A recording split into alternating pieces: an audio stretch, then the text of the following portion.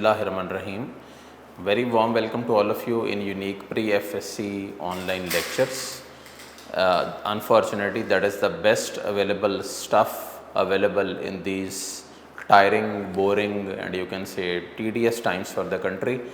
हम लोगों ने लास्ट बेटे लेक्चर में चैप्टर 3 को कंप्लीट किया था और जो बच्चे अभी आज ज्वाइन कर रहे हैं ऑनलाइन लेक्चर्स को, मेरा नाम डॉक्टर दानियाल है और मैं 106 में पढ़ाता हूँ, हेड ऑफ डिपार्टमेंट भी हूँ बायोलॉजी का। अब हम बेटा शुरू करेंगे अल्लाह का नाम लेके चैप्टर नंबर 2। चैप्टर नंबर 2 बहुत लेंथी चैप्टर है, will be very slow in it. बड़े आराम से इसको करेंगे और कोशिश करेंगे कि एक सीक्वेंस के अंदर, एक पैटर्न के अंदर हम इसको बड़े सुकून से कंप्लीट करें। बिस्मिल्लाहिर्रहमानिर्रहीम, अल्लाह के नाम से शुरू करते हैं। The name of the chapter is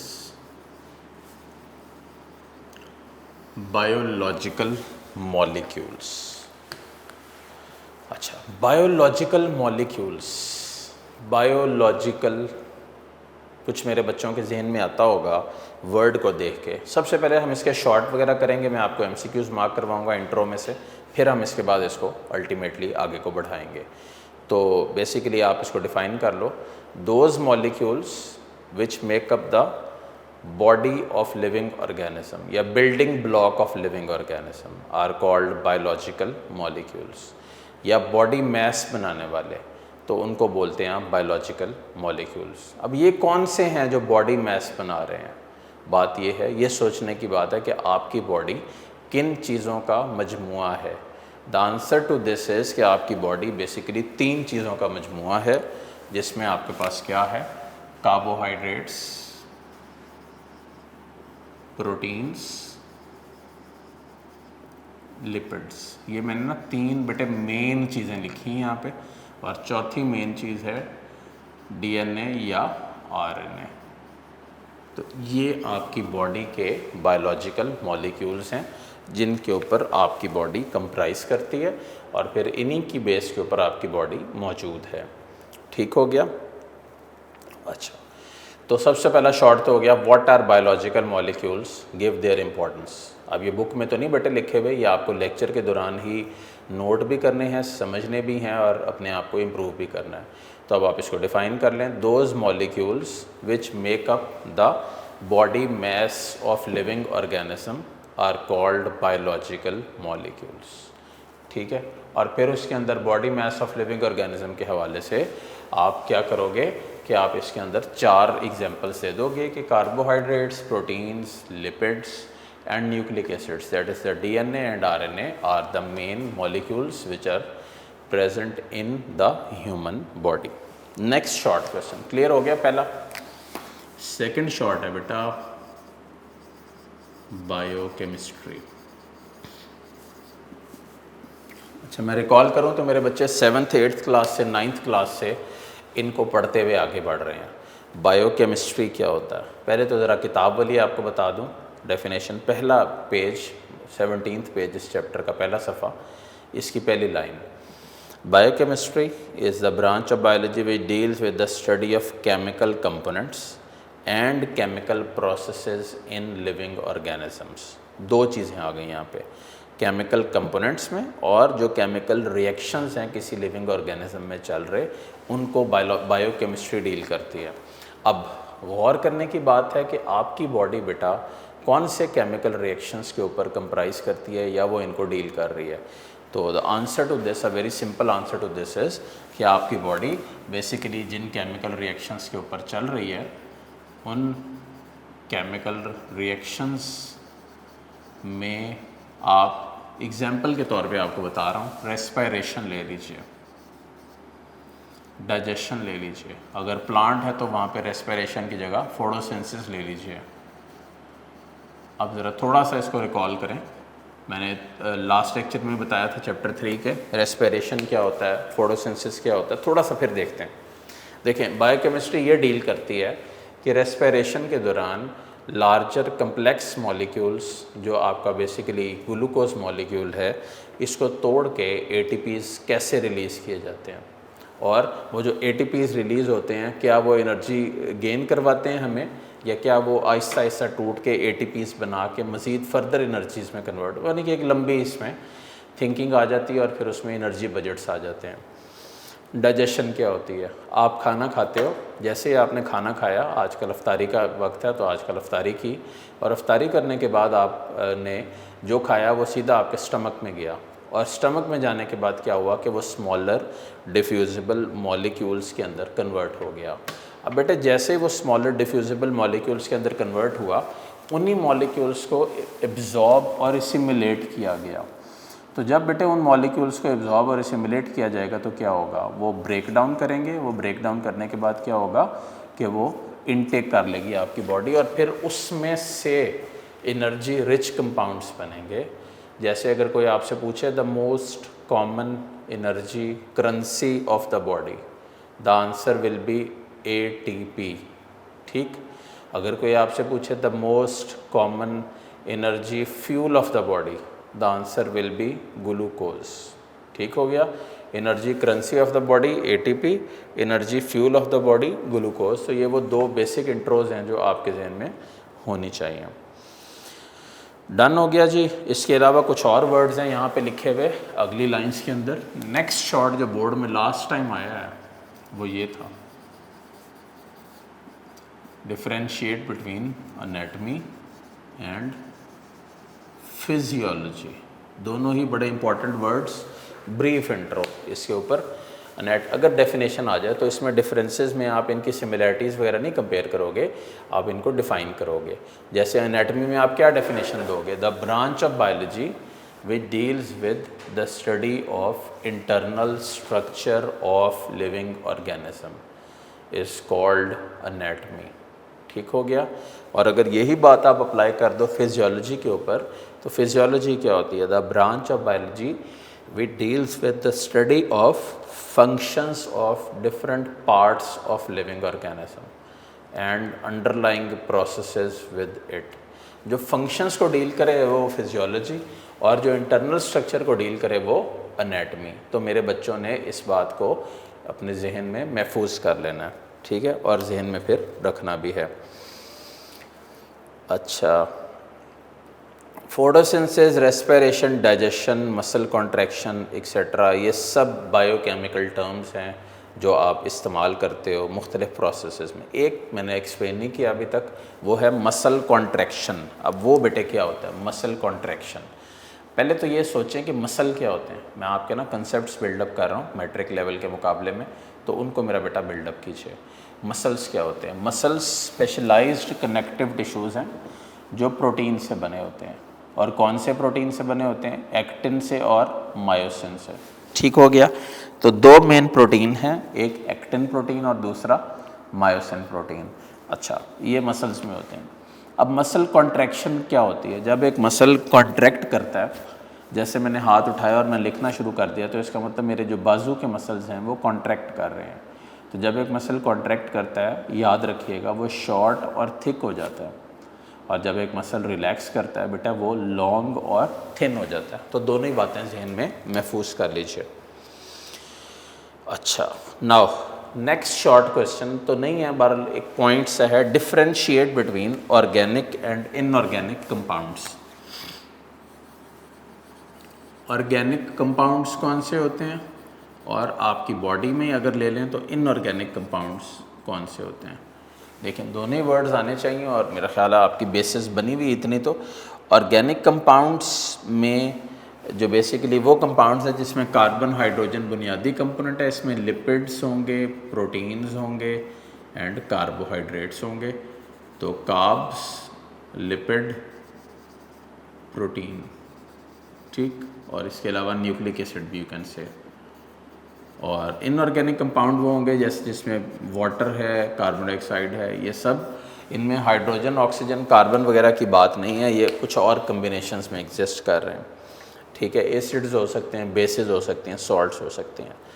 अच्छा, एक टेबल बेटा दिया हुआ है जो बोर्ड में बहुत ज़्यादा MCQs में पूछा जाता है। टेबल है chemical composition of a bacterial and a mammalian cell.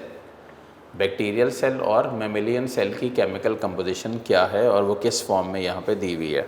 देखें, वाटर जो है बैक्टीरियल सेल में वाटर है 70% और मेमेलियन सेल में भी क्या है, अगेन 70%। प्रोटीन कितने हैं, 15% एंड 18%। देखें किस में प्रोटीन ज़्यादा है, मेमेलियन सेल में। हमारा कौन सा सेल है, मेमेलियन सेल। और बैक्टीरियल सेल बॉडी में मतलब दुनिया में सबसे पहला जो ऑर्गेनिज्म आया था वो प्रोकैरियोट था, साइनोबैक्टीरिया उसका नाम था। देन कार्बोहाइड्रेट्स हैं 3 और 4, देन लिपिड्स हैं 2 और 3, देन डीएनए है 1 और 0.25, देन आरएनए बेटा दिया हुआ है 6 और 1.1। एक चीज़ बड़ा बच्चे पूछते हैं इसमें, स्टेबल पढ़ के सुनाया आपको सारा। बच्चे बहुत कॉमनली कंफ्यूज होते हैं इस चीज़ से कि डीएनए बैक्टीरियल सेल में 1% है और मेमेलियन सेल में 0.25% है सिर्फ। ऐसा क्यों है कि मेमेलियन सेल में 0.25% ही क्यों है, बाकी क्यों नहीं है? The answer to this is कि मेमेलियन सेल में 0.25% का मतलब ये है, मुराद इसमें ये है कि 0.25% एक सेल में है ना। तो प्रोकैरियोटिक सेल तो बेटे प्रोकैरियोट से यूनिसेलर होते हैं, उसमें एक ही सेल होता है और एक ही सिंगल सर्कुलर क्रोमोसोम होता है उनमें। और जो यूकैरियोटिक सेल हैं उसमें बहुत सारे सेल्स होते हैं। इनफैक्ट अगर ह्यूमन्स ही आप सोचें थोड़ा सा, तो ह्यूमन्स में ट्रिलियंस ऑफ सेल्स होते हैं। ठीक हो गया? अच्छा, अब नेक्स्ट शॉर्ट क्वेश्चन हमारे पास इसमें बनता है, पेज 18 पे आ जाएं सारे बच्चे, किताब को अभी साथ साथ कंसिडर करें और इसको लेके चलें। बहुत important word, the name of the word is metabolism.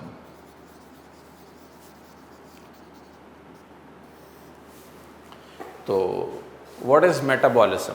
Greek word से निकला है। इसका क्या मतलब होता है? Metabolism means change, so it is change. So how would you define it? बड़ी इंपॉर्टेंट चीज़ की डेफिनेशन क्या होगी, बोर्ड में पूछ लेते हैं शॉर्ट क्वेश्चन में कि what is metabolism? The sum of all the chemical reactions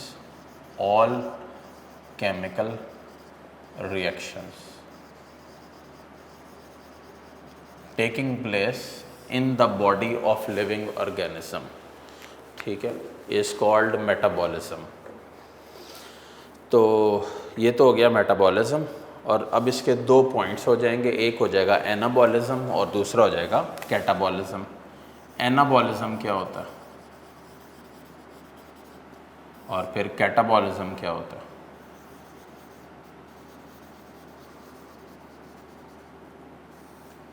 anabolism क्या है और कैटाबॉलिज्म क्या है, इसको फिर अब आपको देखने की ज़रूरत है। और मैं आपको एक दफ़ा इसको सारे को बिल्डअप करवा दूं सो दैट समझ आ जाए। एनाबॉलिज्म का मतलब होता है बिल्डअप और कैटाबॉलिज्म का मतलब होता है बेटा ब्रेक डाउन। ठीक हो गया? पहले तो इनके लफ्ज़ी मतलब जान लें कि कैटाबॉलिज्म क्या है, ब्रेक डाउन, और एनाबॉलिज्म क्या है, बिल्डअप। अब बिल्डअप वाले को ज़रा देखें। The process in which smaller molecules join together, छोटे मॉलिक्यूल मिल रहे हैं टू फॉर्म लार्जर मॉलिक्यूल्स। ठीक है, small molecules join together to form larger molecules is called anabolism. ठीक हो गया? इसका मतलब जो प्रोसेस है फोटोसिंथेसिस का, नाम सुना है सब बच्चों ने, photosynthesis, manufacture in the presence of light को बोलते हैं फोटोसिंथेसिस। तो बेटा जो रिएक्शन है फोटोसिंथेसिस का यहाँ पे चल रहा, इसमें क्या होता है?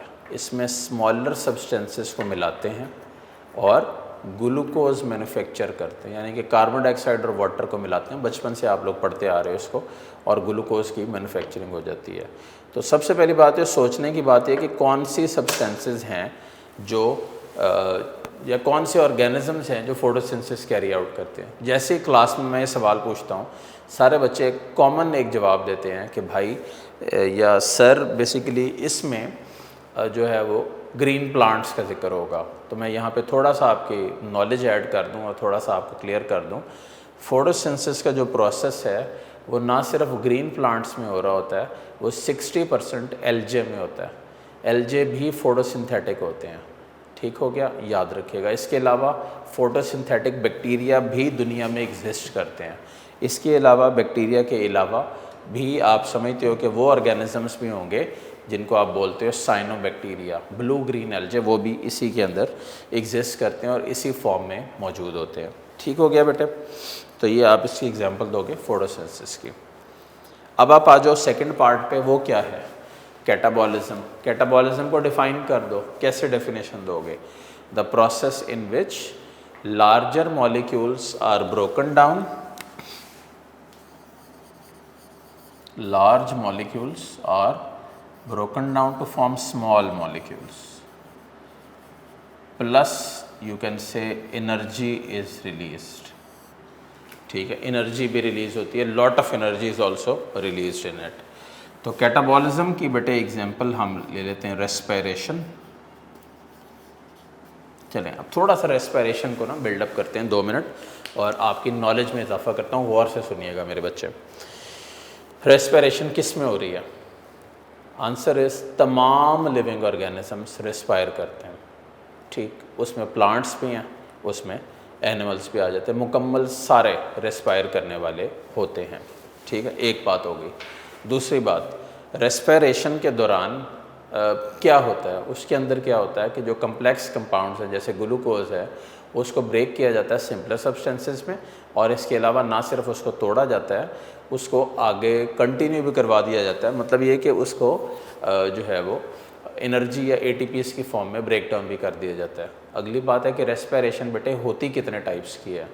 The common answer to this is respiration होती है 2 मेन टाइप्स की। एक होती है एरोबिक रेस्पिरेशन और दूसरी होती है एनारोबिक रेस्पिरेशन। वो रेस्पिरेशन जिसमें ऑक्सीजन मौजूद ना हो वो एनारोबिक है। उसमें एग्जांपल किसकी देंगे? यीस्ट की, खमीर की और इस तरह की एग्जांपल्स। और वो रेस्पिरेशन जिसके अंदर जो है वो ऑक्सीजन डेफिनेटली इन्वॉल्व हो, उसकी एग्जांपल होगी ह्यूमन बीइंग्स की। जैसे मैंने पहले भी एग्जांपल दी थी, फिर सुन लीजिए।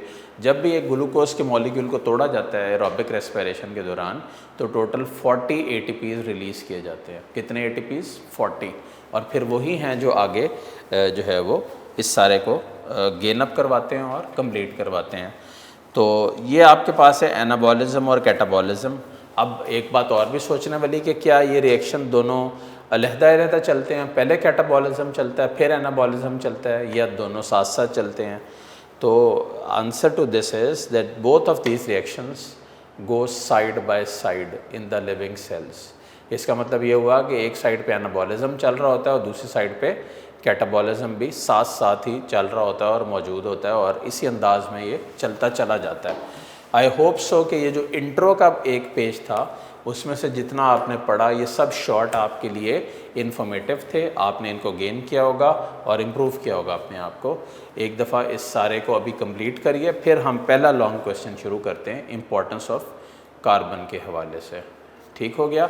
मैं इसको रब कर रहा हूँ और उसके बाद इम्पोर्टेंस ऑफ कार्बन के हवाले से इसको शुरू करवा रहा हूँ।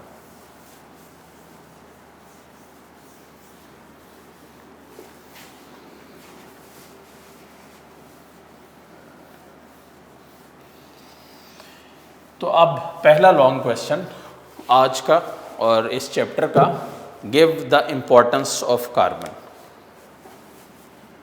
Importance of carbon. हेडिंग्स भी बनाना ज़रूरी है आप सबके लिए और पॉइंट्स भी बनाना ज़रूरी है। ठीक हो गया? पहले पैराग्राफ की हेडिंग बनाते जाएं। हेडिंग्स अपनी किताब पे बना लें। Number 1 heading, central position in life. ठीक है, इसका क्या मतलब है? ज़रा लाइंस भी पढ़ लेते हैं। Carbon is basic element of organic compounds. ठीक हो गया? बेसिक एलिमेंट है ऑर्गेनिक कंपाउंड्स का, यानी कि जो कंपाउंड ऑर्गेनिक है उसके लिए कार्बन होना उसमें शर्त है। फिर due to its unique properties, carbon occupies the central position in the skeleton of life. तो क्या कह रहा है कि कार्बन जो है वो सेंट्रल पोजीशन ऑक्यूपाई करता है किस में? स्केलेटन ऑफ लाइफ में। तो ये तो पहला आपका पॉइंट हो गया। नंबर 2, सेकंड पैराग्राफ के ऊपर हेडिंग दीजिएगा, फॉर्मेशन ऑफ कोवलेंट बॉन्ड्स या formation of complex compounds definitely with the regards to covalent bonds. तो ये लाइन देख लीजिए, कह रहा है carbon is tetravalent. I hope मेरे सब बच्चों को पता है कि कार्बन की वैलेंसी होती है 4, टेट्रावेलेंट होता है ये। इसका क्या मतलब है, ये बहुत सारे कंपाउंड्स के साथ जुड़ता है आके और कोवेलेंट बॉन्ड बना देता है। इसका मतलब अगर मैं देखूं तो ये देखें 3 कार्बन मैंने यहाँ पे आप कंबाइन कर दिए, जोड़ दिए हैं। तो ये सारे क्या कर रहे हैं, ये एक कोवेलेंट बॉन्डिंग की फॉर्म में अटैचमेंट शो कर रहे हैं और एक कम्प्लेक्स कंपाउंड की बॉन्डिंग को बेसिकली शो कर रहे हैं। एक पीला बॉक्स है, वो पढ़ के मैं थोड़ा सा एक्सप्लेन करूँगा आपको, ज़रा देखिएगा। Covalent bonds result when 2 or more atoms complete their electron shells by sharing the electrons. When an electron pair is shared between 2 atoms, a single covalent bond results. Chemistry है थोड़ी सी, ये कह रहा है जब एक कोवेलेंट बॉन्ड बनता है तो उसमें क्या होता है, इलेक्ट्रॉन पेयर शेयर हो जाता है 2 एटम्स के दरमियान में। Example is the bond between 2 hydrogen atoms to form a hydrogen molecule. गौर करिए क्या एग्जाम्पल दे रहा है आपको, हाइड्रोजन और हाइड्रोजन के दरमियान में जब बॉन्ड बनता है तो डेफिनेटली वो H2 मॉलिक्यूल में कन्वर्ट हो जाते हैं। तो डेफिनेटली ये एक स्ट्रॉन्ग बॉन्ड है जो स्टेबिलिटी भी देता है और कन्फिग्रेशन भी देता है। तो इसको याद रखिएगा और मेरे बच्चे इसको नोट भी करिएगा। और इसके अलावा इसका जो मोस्ट इम्पॉर्टेंट MCQ है यहाँ से, जो बोर्ड में भी आता है और आगे आपको MD-CAT में भी काम आएगा, which of the following bond stores large amount of energy. तो वो कौन सा बॉन्ड है जो लार्ज अमाउंट ऑफ एनर्जी अपने अंदर स्टोर करता है? आंसर क्या होगा इसका, कोवेलेंट बॉन्ड। ये येलो बॉक्स का MCQ यहीं से आएगा आपको। ठीक हो गया। नेक्स्ट पैराग्राफ के ऊपर आ जाएं। नेक्स्ट हेडिंग क्या होगी, synthesis of various cellular compounds. ठीक है, सेलुलर कंपाउंड्स नाम ही शो कर रहा है वो कंपाउंड्स जिनकी मदद से सेल बनता है। और चैप्टर 1 आप पढ़ के आ रहे हो, सेल बनता है ऑर्गेनेल्स से। ऑर्गेनेल्स जब मिलती हैं तो वो सेल्स बना देती हैं। ठीक है। When a carbon atom combines with 4 atoms, the 4 bonds are arranged in a tetrahedron and result to give a basically वो लिखा हुआ है tetravalency of the carbon by making it a favourable element for जो है वो synthesis of complex compounds. इसी के अंदर आप लिख देंगे, इसी हेडिंग के अंदर आप वर्ड यूज़ करेंगे कैटिनेशन। अब बताएं ये क्या होता है catenation? The ability of carbon atom to form long chain और rings with itself is known as catenation. इसमें देखें कि अगर आपके पास 5 ये आपको नज़र आ रहे हैं कार्बन लगे हुए, तो ये सारे कार्बन जो आपको नज़र आ रहे हैं लगे हुए,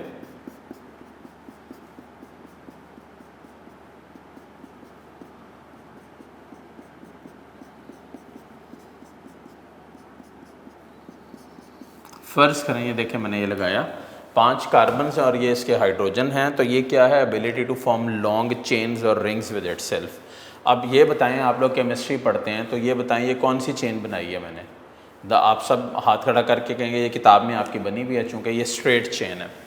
अगर मैं यही बात करूँ कि आप मुझे ये बताओ कि ये अब मैंने कौन सी चेन बनाई है, तो आप सारे बच्चे कहोगे कि ये ब्रांच्ड चेन बनाई है। मैं जगह ज़ाया नहीं कर रहा सो दैट टॉपिक कंप्लीट कर सकूं। ये इंट्रो की बातें हैं तो वो आपके लिए बेसिक्स हैं। अगर मैं आपसे कहूँगा ये क्या है, तो बेटे ये क्या है, रिंग स्ट्रक्चर। और अगर इसका नाम देख लें तो ये बेंजीन रिंग है जो बेसिकली यहाँ पे मौजूद है और आपको समझ आना चाहिए। तो बेसिकली ये ability to form variety of organic compounds and long rings and chains with itself is called catenation.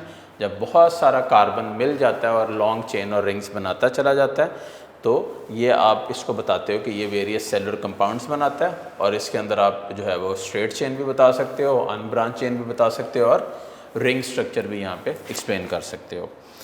अब कुछ बहुत इंपॉर्टेंट बहुत ही इंपॉर्टेंट हेडिंग और इसका point, the formation of various bonds.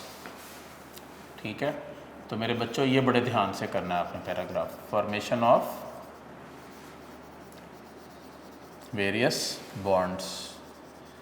वो कौन से बॉन्ड्स हैं जो कार्बन बनाता है और किस फॉर्म में एग्जिस्ट करता है। ठीक हो गया। अच्छा, पहला बॉन्ड CH बॉन्ड। ठीक है, carbon hydrogen bond. Carbon hydrogen bond के ऊपर लिखा हुआ है, इसको मार्क भी करिएगा, पेज 19 के ऊपर है, हम सेकंड लाइन है किताब की। Is the potential source of chemical energy for cellular synthesis. ये क्या है? पोटेंशियल सोर्स है केमिकल एनर्जी की, ठीक है, फॉर क्या? सेलुलर सिंथेसिस, ठीक है। तो केमिकल एनर्जी को स्टोर करता है और सेल की सिंथेसिस के अंदर बेसिक रोल प्ले करता है। तो एक तो पॉइंट ये हो गया। Number 2, CO bond, carbon oxygen bond, इसका नाम सबसे पहले नोट कर लें, ग्लाइकोसिडिक बॉन्ड। ग्लाइकोसिडिक बॉन्ड को CO बोलते हैं। पहले तो MCQ याद रखें कि ये बनता किस तरह है। ये CO बॉन्ड बनता है डिहाइड्रेशन सिंथेसिस की वजह से, that is the removal of a water molecule. फिर उसके बाद ग्लाइकोसिडिक बॉन्ड के ऊपर ही एक लाइन है, it provides stability to complex carbohydrate molecules. तो इसका मतलब कम्प्लेक्स मॉलिक्यूल्स बनाने के अंदर स्मॉलर कार्बोहाइड्रेट के यूनिट्स को आपस में जोड़ने के लिए जो बेसिक बॉन्ड इन्वॉल्व होता है उसका नाम है ग्लाइकोसिडिक बॉन्ड। ठीक हो गया मेरे बच्चों? तो ये ग्लाइकोसिडिक बॉन्ड के हवाले से हो गया कि ये स्टेबिलिटी प्रोवाइड करता है। नेक्स्ट आपके पास है CN बॉन्ड। ये क्या है? Peptide bond. अगेन पहला सवाल तो आता है बनता किस तरह है, तो आंसर क्या होगा? डिहाइड्रेशन सिंथेसिस से बनता है। दूसरी बात क्या होगी कि जो बन गया तो क्या कर रहा है? ये बेसिकली अमाइनो एसिड्स को लिंक करता है, और याद रखिएगा जब भी बेटा अमाइनो एसिड्स लिंक होते हैं तो वो क्या करते हैं? प्रोटीन्स बना देते हैं। और आपको पता ही है प्रोटीन्स आपकी बॉडी का बिल्डिंग ब्लॉक भी हैं, और आपकी बॉडी में एक जो आप समझते हो एक लॉन्ग चेन बनाने के लिए भी काम करते हैं। अब सोचने की बात है कि आपकी बॉडी में मोस्ट इंपॉर्टेंट ऑर्गेनिक कंपाउंड कौन सा है? तो the simple answer to this is proteins ही आपकी बॉडी के मोस्ट इम्पॉर्टेंट ऑर्गेनिक कंपाउंड्स भी होते हैं जो यहाँ पे मौजूद होते हैं। अच्छा, नेक्स्ट हेडिंग क्या बनाओगे? Formation of structures. ये 5th हेडिंग है, 5वीं, ये 4थी है, फॉर्मेशन ऑफ स्ट्रक्चर्स। तो ये अब कौन से स्ट्रक्चर्स हैं? यहाँ से एक लाइन भी देख लें किताब की। लार्ज ऑर्गेनिक मॉलिक्यूल्स, मैक्रोमॉलिक्यूल्स जिसमें सेलुलोज है, फैट्स हैं, प्रोटीन्स हैं, वाटर में इनसॉल्युबल हैं, और इसीलिए ये स्ट्रक्चर ऑफ सेल बनाते हैं। तो बात सोचने की ये कि वाटर में इनसॉल्युबल है तो फिर किस तरह स्ट्रक्चर ऑफ सेल बना रहे हैं? ये पानी में इनसॉल्युबल हैं तभी ये स्ट्रक्चर बना सकते हैं। अगर ये पानी में सॉल्युबल हो जाएं तो ये किसी भी शक्ल में स्ट्रक्चर नहीं बना सकते। ये ज़हन में रखिएगा और इसको बार क्लियर कीजिएगा। अच्छा, ये क्या मतलब है स्ट्रक्चर बना सकते हैं, पानी में हल हो सकते हैं? अगर ये बेटा पानी में हल हो जाएं तो फिर तो स्ट्रक्चर विजिबल ना हो। तो इसका मतलब ये सेलुलोज हो गया, फैट हो गए, ये प्रोटीन हो गए, ये अल्लाह ने रखे ही इसलिए इनसॉल्युबल हैं, सो दैट जब हम किसी सेल को माइक्रोस्कोप में देखें तो हमें वो प्रॉपर्ली नज़र आए कि ये बन रहा है और जो है वो मौजूद है। नेक्स्ट हेडिंग क्या होगी? Storage of smaller molecules.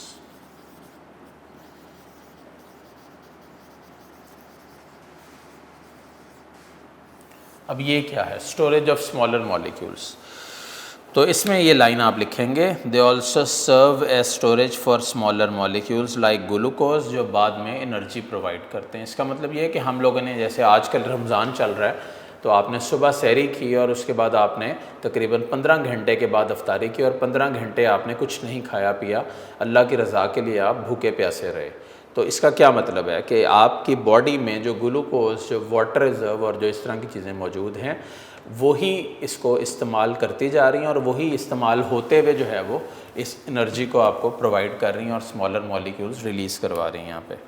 ठीक हो गया बेटे? याद रखिएगा इसको। देन आपके पास है बेटे source of energy. Next heading, 7th heading, energy source.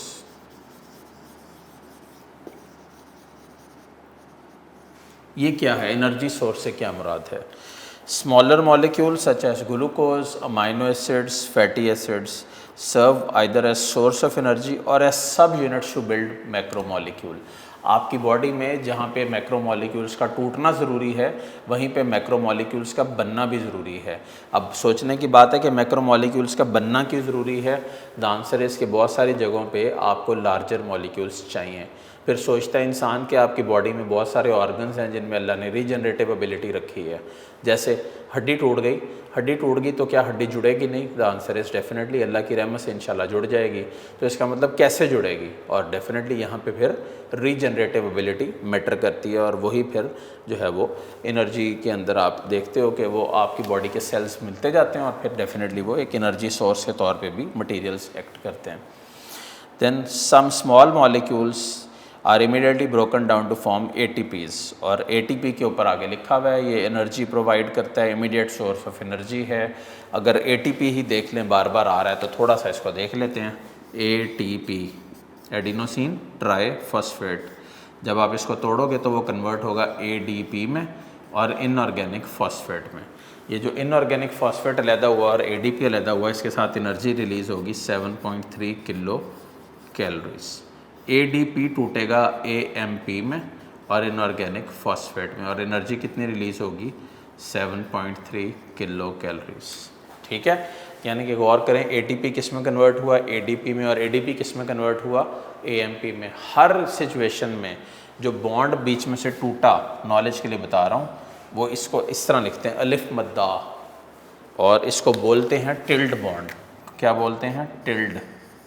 अब मुझे बताएं कि यहाँ पे टोटल एनर्जी एक ATP मॉलिक्यूल के टूटने से कितनी रिलीज़ हुई? The answer is 14.6 kilo calories of energy जो यहाँ पे रिलीज़ होती है और फिर इस फॉर्म में यहाँ पे एग्जिस्ट करती है। ठीक हो गया मेरे बच्चों? तो ये 14.6 kilo calories of energy release हुई, और अल्टीमेटली जो है हमारी बॉडी जो है वो मेटाबॉलिज्म के दौरान चलती चली गई और मामला क्लियर हो गया। ये हमारा था बेटे पहला long question, right a note on importance of carbon. इस चैप्टर में से बोर्ड में बहुत इंपॉर्टेंट लॉन्ग क्वेश्चन आते हैं और बड़ा डिफ़िकल्ट भी है समटाइम्स। इसके अंदर देखिए तो किताब में पैराग्राफ की फॉर्म में बना हुआ है, लेकिन वहाँ पे हेडिंग्स नहीं है, तो यहाँ पे हेडिंग्स के साथ मैंने इसको अरेंज कर दिया है। मेरे बच्चों ने इन हेडिंग्स को मद्देनज़र रखना है जब भी वो इस चैप्टर को और इस टॉपिक को शुरू करेंगे।